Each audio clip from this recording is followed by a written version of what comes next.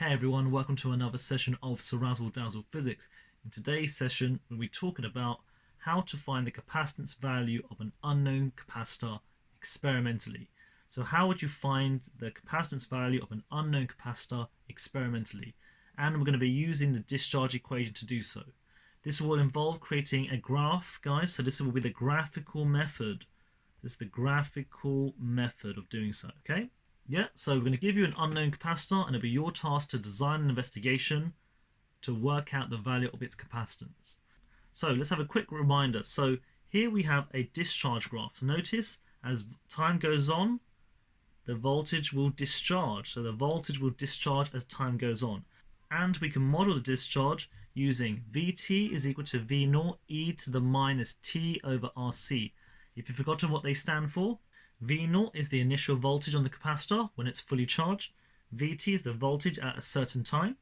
R is the resistance in the circuit. And C is the capacitance. Alright, so we're going to have to design a circuit to help me find the value of the capacitance. So we'll start off with the following classic circuit. Okay, so here is a classic circuit setup to flip between charging a capacitor and discharging a capacitor. So we'll label a couple of bits because you've probably never seen them before. So obviously, oh no, you've probably seen some of it. So this one is going to be the resistance R. This is going to be the capacitor over here. So this is the capacitor. And obviously over here, this is going to be your supply. This is going to be your supply. Right, so at the top, this is the new bit over here. This is called a reed switch. So this one is called a reed switch. So this one is called a reed switch, everyone. So the function of the reed switch is the following. So if you flip the switch, it will let the one circuit be complete. If you flip it back, it lets the other circuit be complete. So right now, it's letting this circuit be complete. Okay? And obviously, if I flip the switch, let's go from there. If I flip the switch and connect it over here.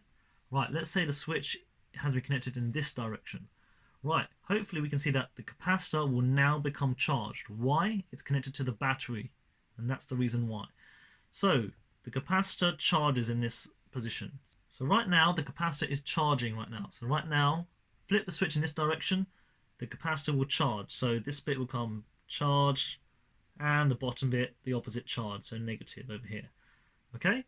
Right, so what happens when you flip the switch? So when I flip the switch, what's going to happen is, there we go, the charge will flow all the way around. Yeah, so the charge will try and discharge itself. Happy with that? So charging on one side, discharging on the other. So if it's discharging, we should get the following graph. So if it's discharging, we should get the following graph. Well, we know that as time goes on, obviously, so time goes on, the voltage across this capacitor here will go down. So the voltage across the capacitor will go down. Right, obviously we've got to measure the voltage, guys. So we need a voltmeter. So here's my voltmeter. There we go. It's around the capacitor. Let's just delete this bit over here. Wonderful. Now we can see it. So we know as time goes on, the voltage will drop down. Yeah, due to the exponential function, Vt is equal to V0 e to the minus t over Rc. Okay? Right, so in real life, obviously if we do this experiment, we can do the following. We can look at, let's say, we charge it up, then we flip the switch and we start the stopwatch. So we flip the switch, now it's discharging. Let's say we plot a graph of voltage against time as it's discharging. So discharging now. So initially at the start, the capacitor will be fully charged. So it'll be very high. Let's just give it a number. Let's say it's 10 volts. Yeah, fine. I'll put a 10 volt supply in. Obviously maximum voltage I can put is 10 volts around here. But as time goes on, eventually, and look at the graph, let's say we look at every 10 seconds, 20, 30, 40, every single 10 seconds we measure the voltage. So we start the stopwatch, and every 10 seconds we record the voltage on the voltmeter. We will notice that, yes, the voltmeter reading will drop down. Obviously, it's discharging. Okay, so we've got voltage against time readings here. If I take that and plot a graph, I'll end up with an exponential graph. That's not going to be that useful to me. Bear in mind today's task is we're meant to find the value of the capacitance. We need to find C. How are we going to do that? From that equation, look, if I plot that graph, voltage against time, I get that graph. That's not going to bring me any closer to C. So I've got to work from this exponential function a way of finding out C. And the way we're going to do this is by getting it into a linear format. So I'm going to try and get rid of the exponential function today. So we'll write it down. Let's say Vt is equal to V0 e to the minus t over Rc. Right? So how am I going to do this? I'm going to take the V0 underneath. So Vt over V0 is equal to e to the minus t over Rc. Now to get rid of the e, I'm going to ln both sides. Right, so from here we're going to ln both sides. So ln Vt over V0, I'm going to put brackets around it so don't get confused, is equal to, so when you ln e to an exponent, the exponent pops down, so it becomes minus t over Rc times by ln e. So it's minus t over Rc times by ln e. Wonderful. Right, from here, a little bit of math trickery. Ln e, this is known as being 1. Type it in a calculator, you'll find out ln e is going to be 1. So therefore, just scrolling down slightly, we end up with ln Vt over V0, close bracket, is equal to minus t over Rc. Okay, you're probably thinking, where on earth am I going with this? You'll see in a moment. Right, now I'm going to use another little math trick. So if I have ln of a over b, that's the same as ln a minus ln b. Yeah, little trick there. So ln of Vt minus ln V0 is equal to minus t over Rc. Right, and now I'm going to shift the ln V0 to the opposite side, so we're going to scroll down, so therefore it becomes ln Vt is equal to minus t over Rc plus ln V0. Okay with that? And then over here, now we're going to try and relate it to the equation of a straight line. So bear in mind, we have an exponential graph here. We need to try and get this into a linear format, so a straight line graph. So let's write down the equation of a straight line. We know that the equation of a straight line is going to be y is equal to mx plus c. So we're nearly there now. Right, I'm just going to rearrange the one at the top very slightly. So ln Vt will be equal to minus 1 over Rc times by t plus ln V0. Okay? Now, we are finally ready to now link the equation of a straight line with the physics equation. Notice I took the physics equation at the start, and I'm going to try and relate that to the equation of a straight line. Y is equal to mx plus c.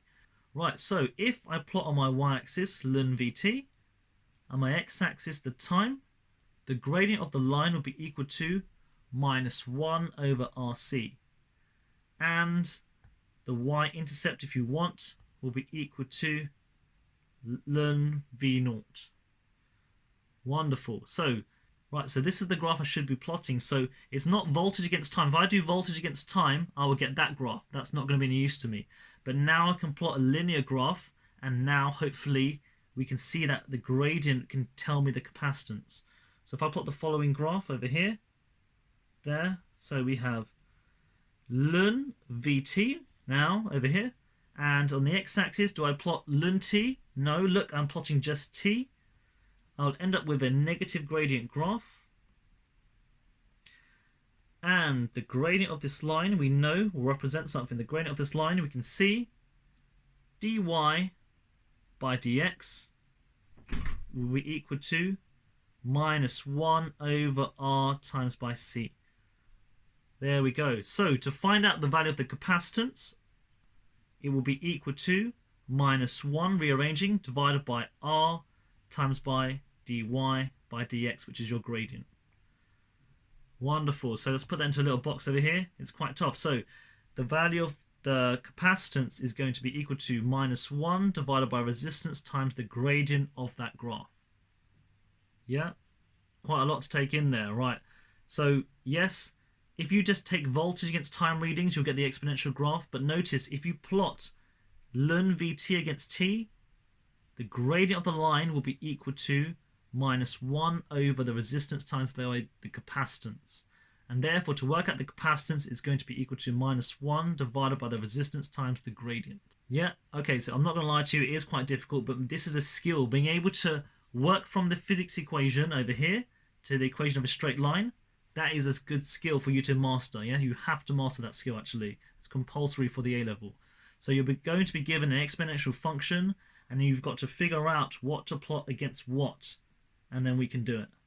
Okay, a lot to take in here, a lot of a combination of skills here. So number one, practical skills, experimental, math skills as well, and obviously skills to relate the physics equation to the equation of a straight line, graphical skills to identify what the gradient represents as well. So lots going on in this one here.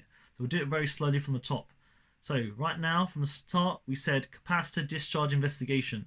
How to find the capacitance value of an unknown capacitor using the discharge equation. And we need a graphical method, so I need a graph from this. So you know the voltage against time graph for discharge will be a decay. And therefore we know that the voltage at a certain time will be equal to V0 e to the minus t over RC. Right, but we need the following setup to make it work. So look, we have this setup in which we have a reed switch. You flip the switch, it charges one way. Flip the opposite way, it will discharge. If you take values of voltage against time, you'll notice that the voltage will drop down as time increases. You've got the equation of a straight line, Vt is equal to V0 e to the minus t over Rc. From here, we've got to get it into a linear format, so we ln both sides, get rid of the exponential, use a bit of trickery. We end up with ln Vt is equal to minus t over Rc plus ln V0. Therefore, if I plot on my y-axis ln Vt, x-axis time, the gradient of the line is equal to minus 1 over Rc, and the y-intercept will be equal to ln V0. So if I plot the graph of ln Vt against time, the gradient of the graph will be equal to minus 1 over Rc, and the capacitance can be calculated by doing minus 1 divided by the resistance times by the gradient of your graph. And you should get the results. Oh, and obviously, guys, you need to, obviously your table of results, that's not enough. You need to put, obviously, ln V. So ln V is going to go here.